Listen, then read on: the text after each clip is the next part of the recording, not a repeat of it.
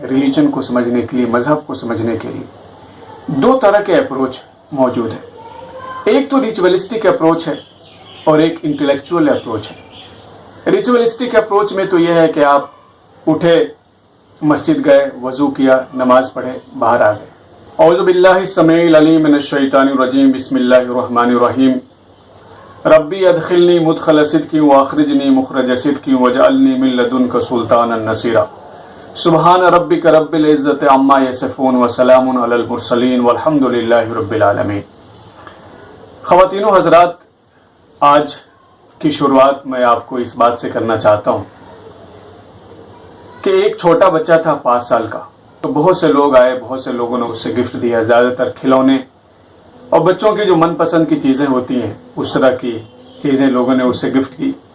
लेकिन बच्चे के जो मामू थे उन्होंने एक बेहतरीन और कीमती पेन और एक सबक आमोज जो स्टोरीज़ होती हैं उनका एक अच्छा खासा कलेक्शन बच्चे को लाके गिफ्ट किया। बच्चे के सामने जब ये सारी चीज़ें रखी गईं तो उसने कलम और उन जो स्टोरीज़ का जो कलेक्शन था उनको एक तरफ कर दिया और खिलौने जो भी थे, जो अच्छे अच्छे खिलौने थे, उनसे वो खेलने लगा और खुश हो गया।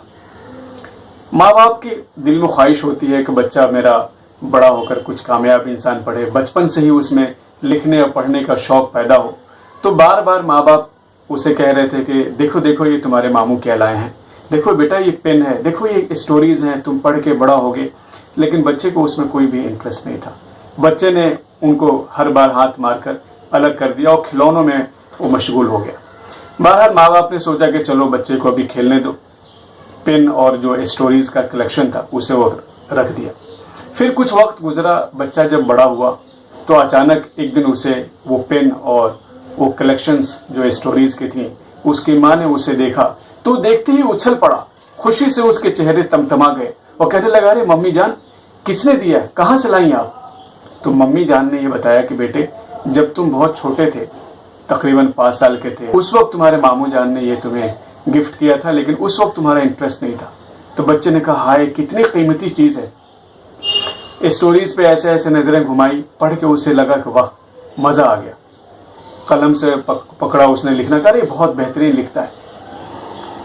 और उस वक्त वो अपने मामू का बार बार शुक्र अदा कर रहा था कि अरे मामू जान ने कितना खूबसूरत मुझे गिफ्ट दिया था मम्मी, लेकिन मैं उस वक्त समझ नहीं सका। अच्छा किया आपने कम से कम इसे संभाल कर रखा, ये बहुत ही मेरी ज़िंदगी का सबसे कीमती गिफ्ट है। ख़वातीनो हज़रात, मैं आपको समझाना ये चाहता हूँ कि इंसान में अगर किसी चीज़ की कद्र पैदा न हो तो उस वक्त तक वो सही मानों में शुक्र अदा नहीं कर सकता। बच्चा अपने लिए सबसे ज़्यादा ज़रूरी सामान खिलौनों को समझ रहा था, अपने लिए कीमती तोहफा खिलौनों को समझ रहा था, तो खिलौनों को अप्रिशिएट करने के काबिल था। उसे लगता था कि जिन लोगों ने उसे खिलौने गिफ्ट किए हैं वो बहुत अच्छे और अजीम लोग हैं, वो बहुत मोहब्बत करने वाले लोग हैं। लेकिन जब वो बड़ा हुआ और जब उसमें शऊर पैदा हुआ, जब उसने अपनी आँख, अपने कान और अपने दिल की सलाहियत को इस्तेमाल करके जब उसने जाना और देखा तो खुद उसकी ज़बान से आ निकल गया और ये कहने लगा, करी कीमती तोहफा तो ये है जिसको मैं अभी तक नज़रअंदाज कर बैठा था।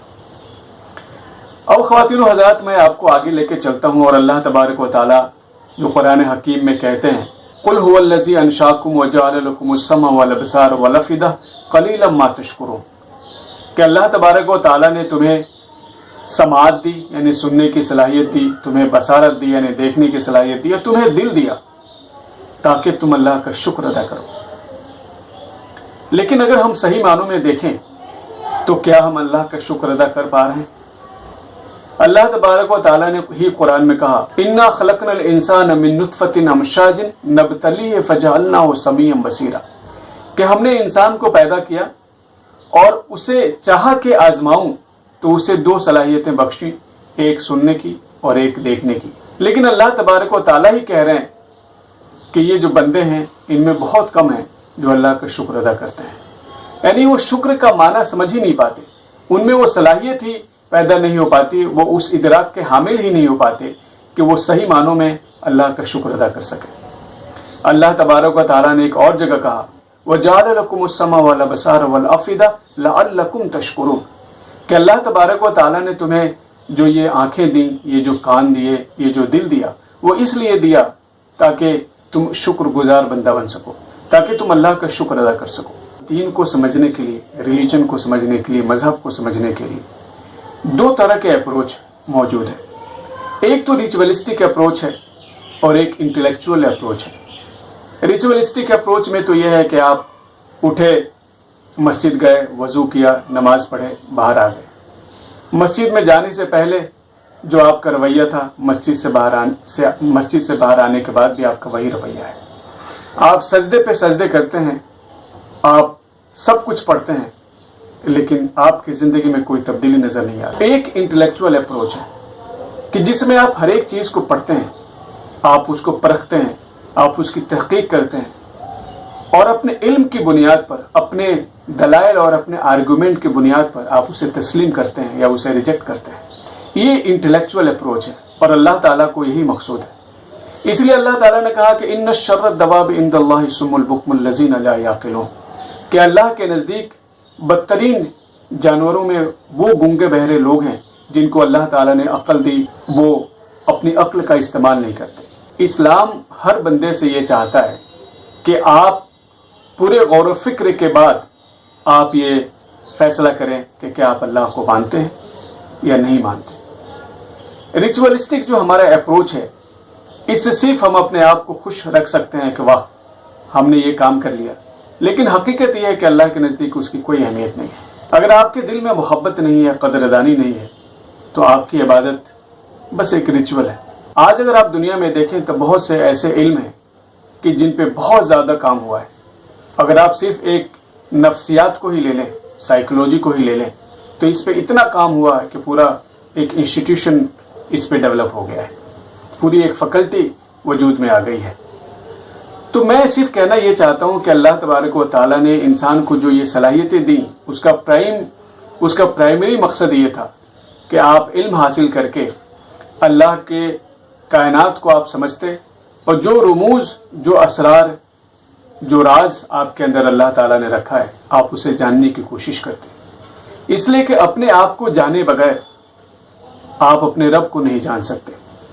جب تک آپ کو خود پہ کنٹرول نہیں ہو، آپ کسی اور چیز پر کنٹرول حاصل نہیں کر سکتے۔ تو خواتین و حضرات، اگر آپ مسلمان ہیں تو آپ کو قرآن کا پیغام کیا ہے یہ سمجھنا آپ کے لیے بہت ضروری ہے۔ اللہ تعالیٰ آپ سے کیا چاہتے ہیں یہ جاننا بہت ضروری ہے۔ اور میری آخرت کی زندگی اور دنیا کی زندگی کیسے سنور سکتی ہے ان لائٹ آف قرآن و حدیث، اس کا مطالعہ آپ کو خود کرنا ضروری ہے۔ ایسا نہیں ہے کہ آپ کسی سے مدد آپ لے سکتے ہیں، لیکن آپ یہ سمجھیں کہ بس کسی سے میں پوچھ لوں گا، یا لوگوں کو بچپن سے میں جو دیکھ رہا ہوں کہ لوگ یہ کرتے ہیں مسلمان ہونے کی وجہ سے، وہ سارے ریچول میں پرفارم کر لوں گا اور پھر میں کامیاب ہو جاؤں گا، تو میں سمجھتا ہوں کہ آپ گھاٹے میں ہیں۔ اس لیے آج سے ہی آپ کو اپنے وقت کا بہترین حصہ دین کو اور قرآن کو سمجھنے میں خرچ کرنا چاہیے۔ اپنی عقل اور اپنی حواس کا بہترین حصہ دین کو سمجھنے، جانچنے، اس کی تحقیق کرنے اور اس پہ یقین حاصل کرنے کے لیے کرنا چاہیے۔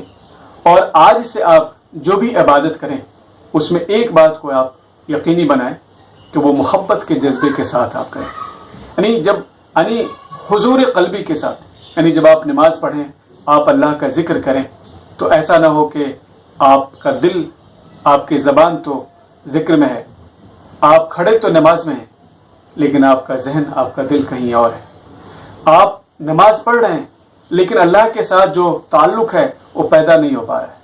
اللہ کے لیے جو محبت آپ کے دل میں ہونی چاہیے، وہ محبت آپ کو حاصل نہیں ہو پا رہی ہے۔ اس لیے کہ اقبال نے ہی کہا تھا کہ دو عالم سے کرتی ہے بیگانہ دل کو، عجب چیز ہے لذت آشنائی۔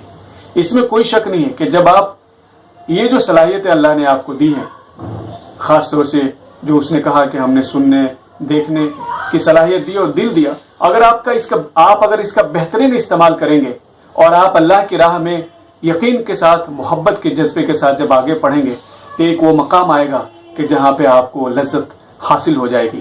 اور آپ اس لذت کو محسوس کریں گے جسے ایمان کی حلاوت کہتے ہیں.